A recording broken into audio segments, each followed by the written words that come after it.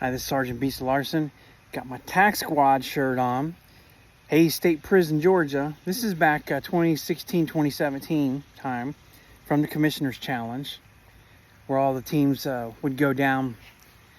You would do a pre-qualifier, and then they would pick the top 10 or 12 teams, I don't remember, and they would go and do the competition. Obstacle course, leadership, team building kind of things, a run, PT test, push-ups, sit-ups, run.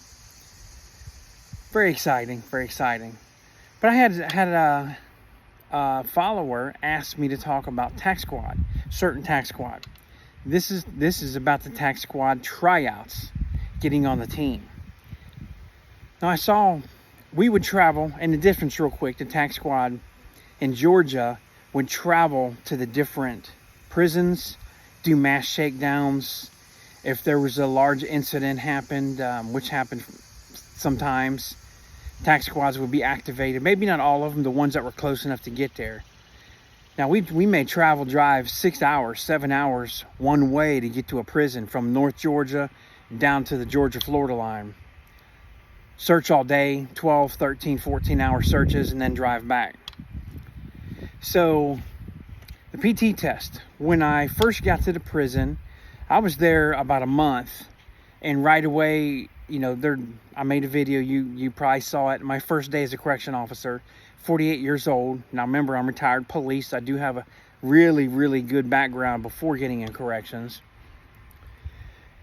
So in that month, they kind of saw some things there, and they're like, hey, you should come try out for TACT Squad. Now, this is in January, and the tryout happened to be like on the coldest day. PT test, run, push-ups, sit-ups. So the TACT Squad guys, as you go, they're a little bit younger, and it's kind of like a first step.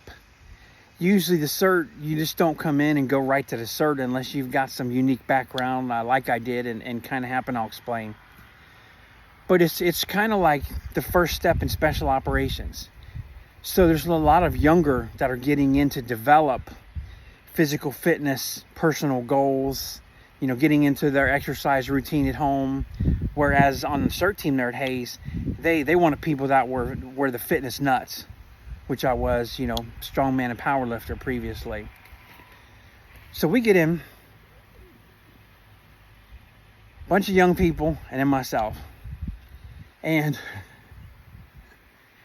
we go do the push-ups, and they look at the age chart on there, and it was ridiculously low for me to do maybe 32 push-ups for my age.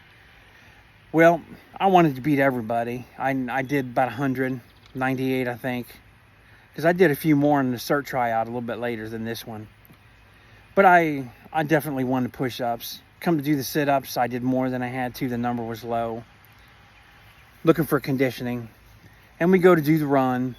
And this run was like this stigma thing, about, hey, who can run the fastest? Who can run the fastest? It's great to run fast, but once you get there, what are you going to do? You're not running when you get to a problem. You need to handle the problem. Anyhow, we go do the run. It's like 2 degrees with the wind chill. I ended up catching pneumonia. I'm running on this, just dying from breathing this cold air. Felt like just miserable. Had a hoodie, had my face covered all the way down. Left a little hole right here I could see out of one eye to know where I was running on the track. Just trying not to breathe that cold air in and finish that run. And it was not my best run. It was one of my worst runs probably. They said, oh, but it's cold. You can improve. We like you. And that was it. Not really an interview. It was just that. And then all of a sudden I'm on the team. And they said, we supposed to train once a month. Didn't happen. Didn't happen. Didn't have the manpower and the time for stuff. Like always, everybody hears this training fails. So I'm on the team about a month, and they say, hey, we got Commissioner's Challenge coming up. We got to go do our tryouts. So we travel down to Forsyth, Georgia. We do our push-up, pull-ups, not pull-ups, push-ups, sit-ups in our run. They go through all the teams, select like the top 10 or 12, go do the challenge. Now, that challenge was fun. Of course, our team made it. Obstacle course, the team leading thing, and a tug of war. And I got pictures of me, and it's posted. You'll see them on my Facebook if you go through the photo. doing the tug of war. Now, what they didn't know is, being a strong man, I really knew how to use my hips, you know, from a lot of squats and deadlifts. I have experience in tug of war. So I was the front. We had a team that was not big. Now, remember I said a lot of these are young and trying to be in shape, but there are a lot of smaller officers on the TACT Squad for the most part. There's a few prisons that had some larger ones. And they did this for a reason, because they wanted to win a trophy. They wanted to win. So we go in and we beat the Cobra team, which was the special statewide team. We beat them in the tug of war. We beat somebody else. I think it was 3 that we won, and then we got to the final one against Ware State Prison. And everybody on their team was 300 plus. And our team was 2 of us right around 200, and then a couple that were under 200. Maybe 6 of us on as doing this. So I'm up front again, and I switch sides, but trying to use my techniques. Now, here's the thing about the tug of war technique that's great. I didn't just stand there and try and pull. I had my upper body and my lower body kind of in 2 different directions, but I was not just trying to go backwards and use my hamstring muscle. I turned my legs to go kind of more sidewards and frontwards, looking at the person next to me. And I remember him saying, "What are you doing?" And I said, "Winning." Why? I was using my quad muscles, which are how many times stronger than your hamstrings?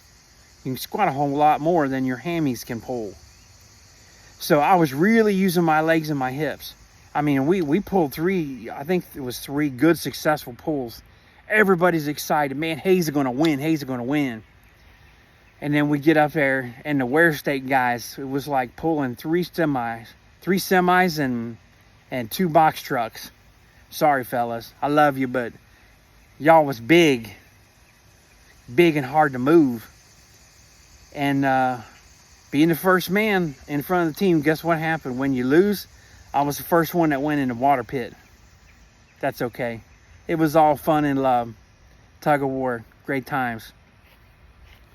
But that's kind of what the TACT Squad tryouts were. Now, if you're interested in, you know, in Georgia for TACT Squad, or places that have that separate, and we didn't do the self-extractions. We didn't really handle anything inside the prison. The CERT team did. So this was more of a fitness kind of thing, look good, but you need an endurance, because imagine a long travel, like I said, 5, 6 hours, 7 hours in a van. You've got to eat, you've got to rest. You've probably worked shift, you got notified.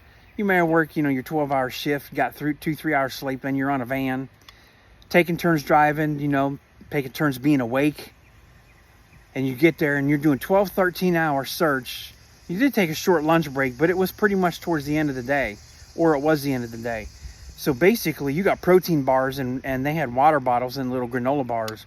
That's what you ate during the day. So you really need to plan conditioning and diet and meet that needs. If you're taking supplements, you know, no water pills before you do this, because you're not going to the bathroom hardly at all. Be ready. You're searching.